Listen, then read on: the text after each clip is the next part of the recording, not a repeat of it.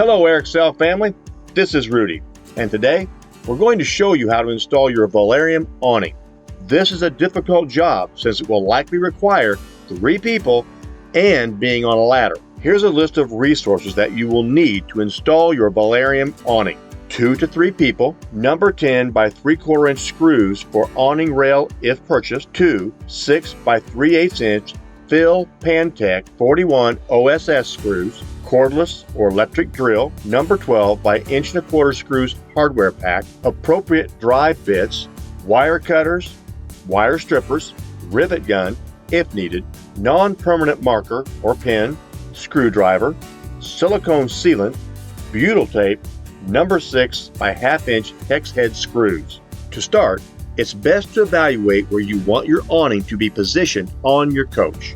Mark where you want the motor arm and make sure you can access the wires to power your awning once installed. Insert each shaft from the motor arm and idler arm into the caps and secure with 6 by 3/8 inch Phil Pantech 41 OSS screws as shown. Place butyl tape on the back channel of each arm where you plan to secure it to the coach. Determine if your coach has gutter or P-rail, or if you need to purchase new rail. If your rail is already on the side of your coach, this next step will take 3 people.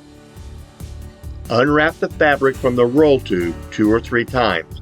One person will be on the ladder at the end of the coach where the P-rail starts. One person will hold each arm and raise it from the end of the coach so the person on the ladder can feed our light rail over the P-rail as shown. The 2 people holding the arm will walk the awning down the coach, holding it level as they go to the desired location that you mark. The person on the ladder will move the ladder to the powered side mark on the coach. Make sure the wires go through the holes on the top or bottom of the awning arm. Make sure the awning arm is centered and use 2 number 12 by 1.25 screws to hold the awning leg in place.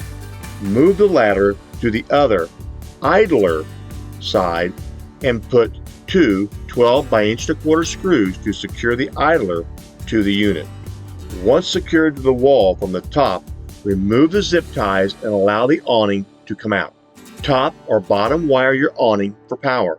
Run the awning out a few feet so you can access the remaining mounting locations and can run the screws in straight. Make sure your screws are centered in the holes, as you may need to adjust left or right for proper closure. Run the awning out and in a few times, which will help center the fabric between the arms.